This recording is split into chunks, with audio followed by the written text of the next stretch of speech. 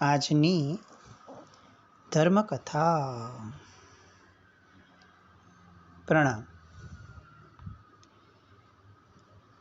પરમાત્માના શાસનની એક ઉજ્જવળતમ પરંપરા, અને એ પરંપરાના મહાનુભાવો, મહાન આત્માઓ કે જેમણે પોતાના જીવનને એવા ક્ષેત્રમાં પસાર કર્યું કે જે ક્ષેત્રોની અંદરમાં ક્યાંય કરતાં ક્યાંય આજે જે જૈન શાસન જેવું જોવા મળે છે એનો અંશ પણ હોય. કોઈ ઠઠારો નહીં, કોઈ મહોત્સવો નહીં, કોઈ અનુષ્ઠાન નહીં, કોઈ જૈનોની એવી વસ્તી નહીં વિશેષ, સાવ સામાન્ય ગામના વ્યક્તિઓની વચ્ચે રહેવાનું અને છતાંય કમ્પ્લીટ અસામાન્ય એવા વ્યક્તિત્વને નિખારવાનું. ત્રણ ગુરુ ભગવંતો આપણે આમ જોવા જઈએ, ધર્મ વિજયજી મહારાજ હોય, તીર્થ વિજયજી મહારાજ સાહેબ હોય કે પછી શાંતિ વિજયજી મહારાજ, શાંતિસુરી મહારાજ હોય, બધા જ પોતપોતાના યોગોની અંદરમાં એટલા સક્ષમ બન્યા, અને તેમ છતાં પણ એક શાંતિ વિજયજી મહારાજ સાહેબની વસ્તુ અલગ થઈ, પણ બાકી આ બંને મહાત્માઓ ક્યાંય પ્રચલિત પણ ન થયા. ધર્મ વિજયજી મહારાજ સાહેબની વાતો આપણે ગઈકાલે સાંભળી, આપણને ઘણું બધું આશ્ચર્ય થાય કે આવા કોઈ મહાપુરુષ, આવા યોગ પુરુષ કહી શકાય એવા આત્મા થયા, અને આપણને એકચ્યુઅલી કંઈ ન નામની ખબર છે, ન કોઈ એમના વિશે કંઈ જ આઈડિયા છે. આપણે કમનસીબી છે કે આવા કેટલા બધા ગુમનામીમાં વહી ગયા હોય એવા મહાત્માઓ આપણે ક્યાંય એમના વિશે જાણવાનો અથવા ઇતિહાસમાં કે ક્યાંય કોઈ ઉલ્લેખ લેવાનો પણ પ્રયત્ન નથી થયો. ગઈકાલે આપણે ધર્મ વિજયજી મહારાજ સાહેબનું જોયું.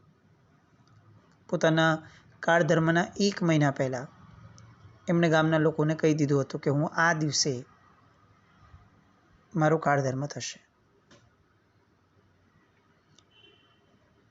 પોતે જગ્યા પણ કહી દીધી હતી કે અહીંયા અગ્નિ સંસ્કારની ભૂમિ તરીકે જે છે એ તમારે અહીંયા કરવાનું રહેશે.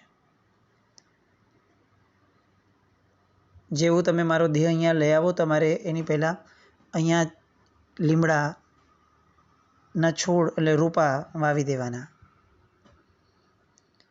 અને લીમડાના રોપા 4 વાવ્યા પછીથી મારા દેહને તમારે અહીંયા લાકડા ઉપર રાખી દેવાનો, પણ તમારે અગ્નિ પ્રગટાવવાનો નથી. આવી સૂચના એમણે આપી દીધી. સમય પસાર થયો, એમણે જે કહ્યું હતું એ દિવસ આવ્યો, અને અત્યંત પ્રસન્નતા અને અત્યંત સમાધિપૂર્વક એ ગુરુ ભગવંત ગામના જૈન અજૈન બધાની હાજરીમાં, આખું ગામ ભેગું થયું હતું, કુતૂહલ કોને ન હોય. 1 મહિના પહેલાં કીધેલું હતું એટલે આખા ગામમાં આમ પણ મહાત્મા ખૂબ પ્રચલિત અને લોકોના ખૂબ પૂજ્ય, અને એમાં પણ સાહેબે આટલી મોટી વાત કહી દીધી હોય કાળ ધર્મની, પછી તો લોકો કેવી રીતે ચાલ્યા ચલાય. એટલે આખું ગામ ભેગું થયું હતું, અને ખરેખર જ્યારે મહાત્મા કાળ કર્યા સમાધિપૂર્વક, પ્રસન્નતાપૂર્વક, કોઈ પણ જાતની મોટી બીમારી વિના સાહેબ જે રીતે કાળ કરી ગયા, એ લોકો માટે બહુ આશ્ચર્ય હતું કે સાહેબને કેવી રીતે ખબર પડી હશે. એક તો ગામની પ્રજા ભોળી હોય અને ભદ્રિક હોય, એટલે ગુરુ ભગવંતોએ કીધેલા વચન ઉપર ક્યારેય પણ કોઈ પણ જાતની અશ્રદ્ધા કે અવિશ્વાસ ન હોય, પણ કુતૂહલ હતું. એટલે બધા રાહ જોતા હતા કે સાહેબે કીધું છે આ ન થાય તો સારું, ન થાય તો સારું, અને છેવટે સાહેબ કાળ ધર્મ પામ્યા. હવે જે સાહેબે કીધું એ કરવાનું હતું. સાહેબે જે રીતે કહ્યું હતું એવી રીતે 4 બાજુએ લીમડા રોપી દીધા. વચ્ચેનો ભાગ સાહેબને ના દેહને જેટલો સુવડાવી શકાય એટલો ભાગ વચ્ચેનો એ ત્યાં રાખ્યો. સાહેબના નશ્વર દેહને એની ઉપર પધરાવવામાં આવ્યો. ચિક્કાર વરસાદ વરસતો હતો. એ અનરાધાર વરસાદની વચ્ચે મહાત્માને ત્યાં લઈ આવ્યા. સાહેબે સ્પષ્ટપણે કહ્યું હતું કે તમારે અગ્નિ આપવાનો નથી. અને પરિસ્થિતિ પણ એવી હતી કે આટલા બધા વરસાદની વચ્ચે અગ્નિ કદાચ આપ્યો પણ હોત તો પણ એ અગ્નિથી એનું પ્રજ્વલન થયું જ ન હોત, એટલો બધો વરસાદ. એટલે ગામવાળાઓએ જે સાહેબે કહ્યું હતું એ રીતે બધું કરી લીધું અને પછી દૂર ઊભા છે. સામાન્ય માણસને તો કદાચ આ વિચિત્ર પણ લાગે કે ભલે સાહેબ બધું કહી ગયા, એ બધી વાત સાચી છે કે આ લીમડા રોપવા અને આ બધું બરાબર છે, પણ અગ્નિ જ નહીં આપો તો અગ્નિદાહ કેવી રીતે થશે? પણ આ ગામની પ્રજા હતી, એ બુદ્ધિજીવી ન હોય, એ હૃદયજીવી હોય. એટલે એમને તો ગુરુ ભગવતે જે કીધું હતું એ કરવાનું. બધા રાહ જોતા હતા કે કંઈક થશે, કંઈક થશે. અને થોડોક સમય વીત્યો.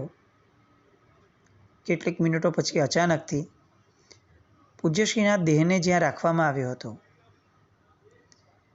એમાં એમના જમણા પગના અંગૂઠામાંથી અચાનકથી જ્વાળા પ્રગટવાની શરૂ થઈ. આ બધું લોકોની નજર સમક્ષ થઈ રહ્યું. નીચે જે સુખડના લાકડાઓ પાથર્યા હતા એ સુખડના લાકડાઓ એ પ્રગટવા લાગ્યા અને પેલો જે જમણા પગના અંગૂઠામાંથી જે અગ્નિ પ્રગટ્યો છે એ અગ્નિ નીચેની તરફ ગયો અને લાકડા ધીરે ધીરે બળવા લાગ્યા. આમ કરતાં કરતાં કરતાં આખો દેહ એનો અગ્નિ સંસ્કાર પોતાની મેળે થયો. સૌથી આશ્ચર્યની વાત તો એ ગણાય કે અનરાધાર વરસતા વરસાદમાં પણ આ અગ્નિ ક્યાંય ઊણો ન ઉતર્યો, બુઝાઈ ન ગયો.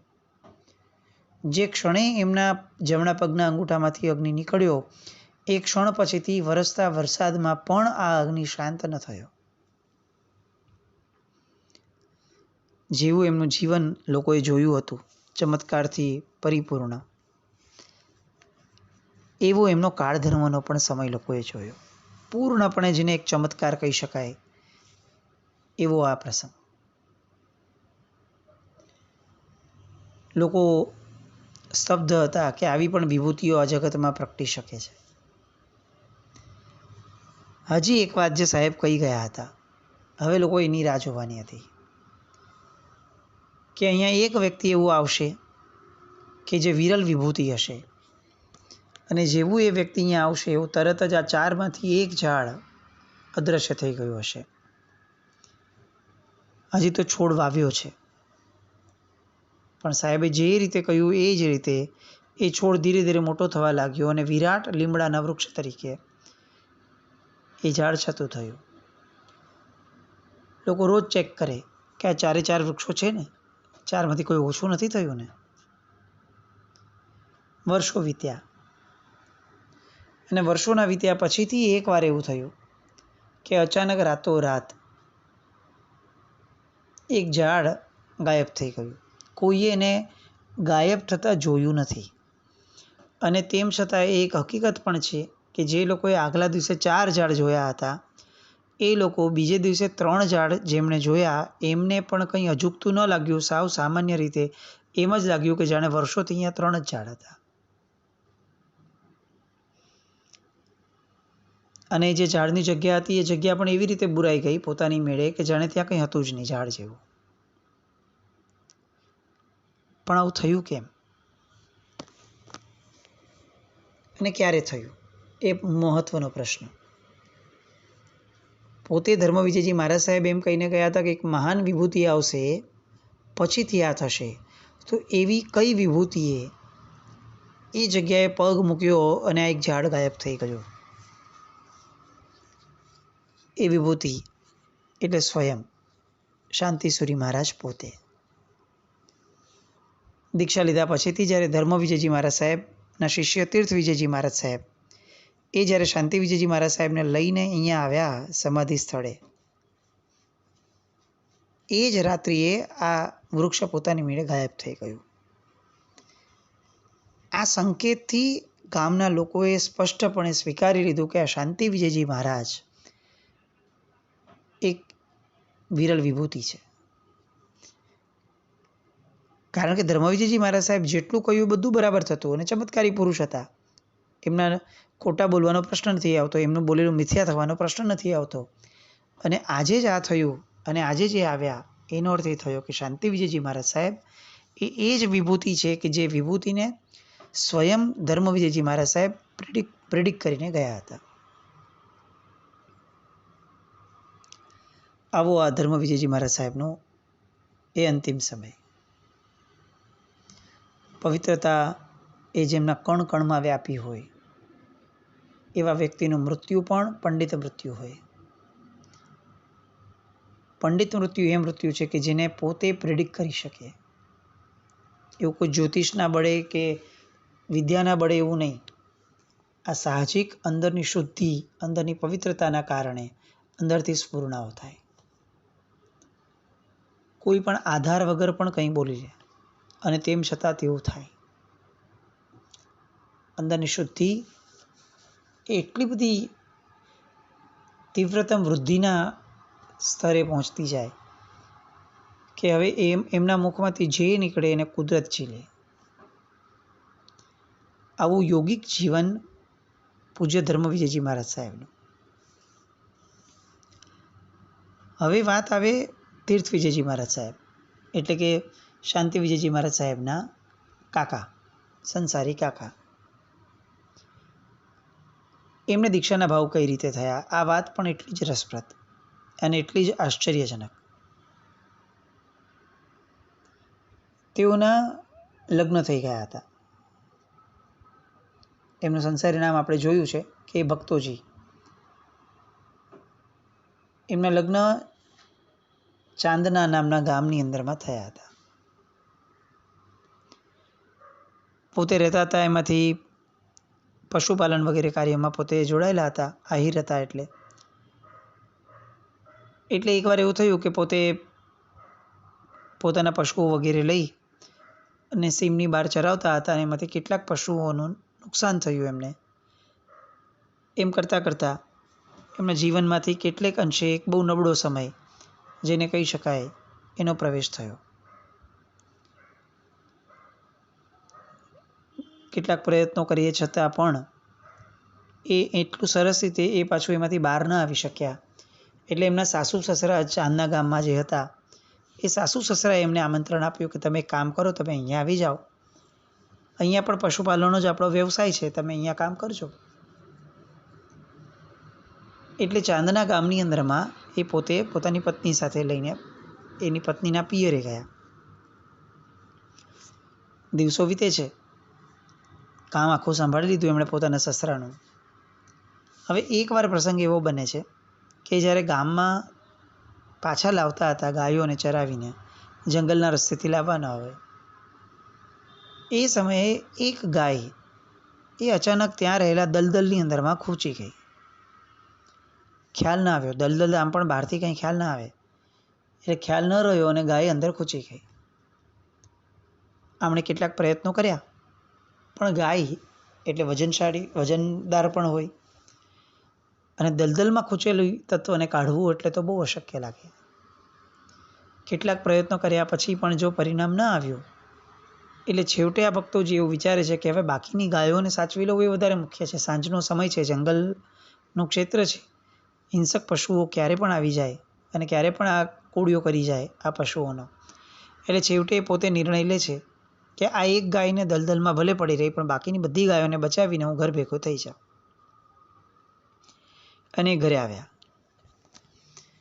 ઘરે આવીને સામાન્યથી બધી ક્રિયાઓ વગેરે, જમણવાર બધું થયું અને પછી એમણે અચાનક આવી રીતે કીધું એમના સસરાને કે આજે ગાય જે છે એ આવી રીતે દલદલમાં ફસાઈ ગઈ ને અમે ત્યાંથી અહીંયા હું આવી ગયો છું.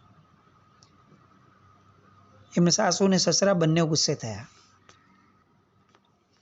અને એમણે તરત કીધું કે આવી રીતે તમે ગાયને મૂકીને કોના ભરોસે આવ્યા? એ પેલી ગાય બિચારી સીધાતી હશે, રીબાતી હશે. એ ગાય એ કંઈ પશુ નથી, એ આપણા પરિવારનું અંગ છે. અને રાત્રિના સમયે જંગલનો ભાગ છે, જો આવી રીતે ત્યાં એકલા મૂકીને આવ્યા છો તો કોઈ પણ હિંસક પશુ એનો કોળિયો કરી જશે. એ તો ન જ ચાલે. એટલે તાત્કાલિક જાઓ અને ગાયને ગમે તેમ કરીને પાછી લઈ આવો.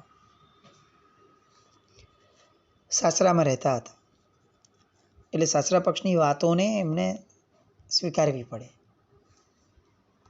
ગયા, સાંજનો સમય છે. જંગલ સુધી જ્યાં ગાય દલદલમાં ફસાયેલી હતી તે સ્થાન સુધી પહોંચતા સુધીમાં રાત પડવા જેવી સ્થિતિ થઈ. ઘોર અંધારું જંગલ, અને તેમ છતાં પણ એમણે કેટલોક પ્રયત્ન કર્યો, પણ ગાય કેમે કરીને બહાર ન નીકળે. હજી દલદલમાં ફસાયેલી જ હતી. હવે સમય ઘણો થઈ ગયો એટલે અંધકાર એકદમ પ્રબળ છવાઈ ગયો. ઘણા પ્રયત્ન કર્યા છતાં ગાય નીકળતી નથી અને હવે દેખાતું જ નથી. એટલે છેવટે એમણે એવું નક્કી કર્યું કે હું રાત અહીંયા જ સૂઈ જાઉં. પણ જંગલનું ક્ષેત્ર છે, પોતે મધ્યરાત્રિ જેવો સમય થયો હશે, જાગે જ છે કારણ કે ભયમાં થરથરે છે. ક્યાંય કોઈક હિંસક પશુ આવી જાય તો શું, અને એમાં પણ કેટલાક અવાજો આવતા હોય હિંસક પશુઓના, એટલે થરથરાટ વાપેલો હતો. સૂતા નહીં, સૂઈ જ ન શક્યા. એવામાં અચાનક એમને એક અવાજ સંભળાયો, અને એ અવાજની દિશામાં એમણે જોયું તો એક બહુ મોટો જ્યોતિપુંજ જે છે એ એમને દેખાવા લાગ્યો. મનમાં તો ચાલતું જ હતું કે કોઈનો સહારો મળી જાય, કોઈનો આશ્રય મળી જાય અને આ મુશ્કેલીમાંથી બહાર આવી જાઓ તો બહુ સારું. આવું ભગવાનને પ્રાર્થના કરી રાખતા હતા. એટલે સાહજિક રીતે એમને એવું લાગ્યું કે જાણે પરમાત્મા સ્વયં આવ્યા છે એમને બચાવવા માટે. એટલો મોટો તેજો વલયનો પુંજ એમને દેખાયો, અને તેજો વલયના પુંજની અંદરમાં એમને એક સાધુ ભગવંત દેખાયા. પોતે આહિર કુટુંબના છે એટલે જૈન સાધુ શું હોય એની કોઈ કલ્પના જ નથી એમને. પણ ધર્મવિજયજી મહારાજ એ એમને ત્યાં દેખાયા. જીવનમાં પહેલી વાર કોઈ જૈન સાધુના દર્શન કર્યા છે, અને એમને એવું લાગ્યું કે આ મેં બહુ પ્રાર્થના કરી એટલે કોઈ દેવદૂત મોકલ્યા છે ભગવાને. એટલે એમ વિચારી અને એ એમને પગે લાગ્યા, અને પગે લાગીને વિનંતી કરે છે કે મને આ કષ્ટમાંથી બહાર કાઢો અને મને કોઈક માર્ગ આપો. આ ગાય નીકળશે નહીં તો હું મારા સાસરાના ઘરે જઈ શકીશ નહીં, અને જો હું જઈ શકીશ નહીં તો આખી રાત મારે અહીંયા કાઢવી પડશે. હું તો ભયથી જ મરી જઈશ. અને ત્યારે જે પેલા પુંજમાં દેખાયા, શક્તિપુંજ જે આખું દેખાયું છે, એમાં રહેલા ધર્મવિજયજી મહારાજ સાહેબ એ એમને પૂછે છે કે ચાલ ગાયને કઢાવવામાં હું તારી મદદ કરું, સહાયતા કરું. અને આ કહે છે કે હા, કૃપા કરીને મને આ સહાય કરો. અને બંને જણા ભેગા મળીને ગાયને દલદલમાંથી કાઢવાનો પ્રયત્ન કરે છે. ઘોર અંધકારવાળી મધ્યરાત્રિવાળા સમયમાં એમને બધું દેખાય છે, અને પોતે એમને બહાર કાઢે છે ગાયને. જે પેલા ધર્મવિજયજી મહારાજ સાહેબ એમને દેખાય છે એ પૂર્ણ બળ લગાડી અને એમને સહાય આપતા હોય એ રીતે એમણે ગાયને કાઢી બહાર. આ ભક્તોજીએ એમનો આભાર માન્યો. ત્યારે ધર્મવિજયજી મહારાજ સાહેબ એને કહે છે કે તું એક કામ કર, તું છે ને, હું અત્યારે આ ગામમાં ત્યાં જાઉં છું, તું ત્યાં આવજે. એમ કરી અને એ કહે છે કે તું આ ગામમાં મારી પાછળ આવજે. ભક્તોજીએ હા પાડી. બહુ જ સરળ અને બહુ જ ભોળા. રાત્રિનો બાકીનો સમય જે બાકી હતો એમાં આ જંગલમાં રહેવા કરતાં ઘરે પહોંચવું વધુ સારું એમ વિચારી અને એ નીકળ્યા ગાયને લઈને ઘરે જવા. ઘરે પહોંચે છે, બધી જ વાતો કહી દે છે, આખી નાખી વાત કે આવી રીતે મને મહાત્માનો મારા સાહેબનો તેજપુંજ દેખાયો ને આમ તેમ બધું જેટલું થયું તો બધું કહી દીધું સાસુ સસરાને. ગાય સોંપી દીધી અને પછી કીધું કે આ એક ગાય માટે તમે મને રાત્રે આવી રીતે મોકલ્યો હતો. આ તો ભલું થાય આ મહાપુરુષનું કે જેમણે મને બચાવ્યો. હવે એ મહાપુરુષે મને કીધું છે કે મારે એમને એ ગામ મળવા જવાનું છે, એટલે હવે હું એમને એ ગામ મળવા જાઉં છું. તમારા ઘરથી સર્યું, હવે હું પાછો આ ઘરમાં નહીં આવું. ઘણું વિચાર્યું, ઘણું મનામણા કર્યા, વિનમણા કર્યા, પણ ન માન્યા. આ લોકો પ્રત્યે ગુસ્સો હતો એવું નહીં, પણ એમને ઓલા મહાત્મા પ્રત્યે જબરદસ્ત ખેંચાણ થતું હતું. નીકળી ગયા તે મહાત્મા પાસે જવા માટે.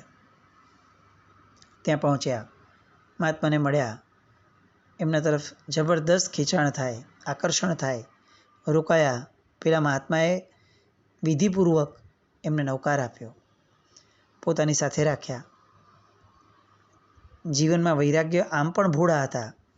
જીવનમાં વૈરાગ્ય બહુ સરળતાથી આવી ગયો.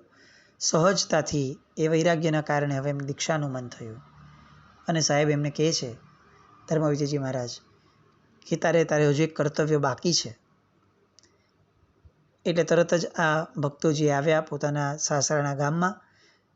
ત્યાં પોતાની પત્નીને ચૂંદડી ઓઢાડી અને બેન માની જાહેરની અંદરમાં સ્વીકાર્યું કે આ આજ પછીથી આ મારી બેન છે. અને પોતે પોતાનો દીક્ષાનો નિર્ધાર પણ જાહેર કર્યો.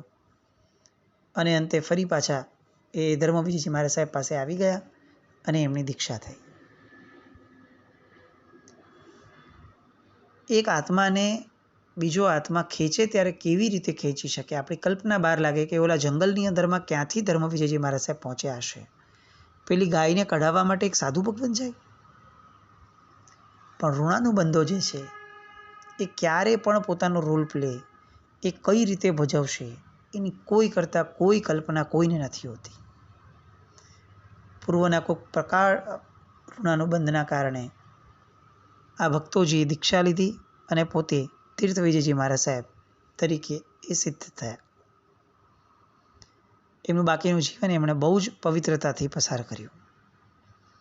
અને છેવટે એ જ્યારે કાકા તરીકે પોતાના ભત્રીજાના ગામમાં જાય છે, ત્યાંથી પોતાના ભત્રીજાને લઈ આવે છે. આપણે આખી વાત જોઈ કે 8 વર્ષે લઈ આવ્યા, 16 વર્ષે દીક્ષા આપી. અને ઓમ શાંતિ આ મંત્ર એમણે જે પોતાના શિષ્યને આપ્યો શાંતિવિજયજી મહારાજને, એ પછીથી શાંતિવિજયજી મહારાજ સાહેબના જીવનમાંથી અનેક ચમત્કારોની ઘટનાઓ એ લોકોએ માણી. આવા ઉત્તમ પરંપરામાં પ્રગટેલા એવા શાંતિવિજયજી મહારાજ સાહેબ, એમને મંત્ર પ્રાપ્ત થયો ગુરુ આમનાઈથી.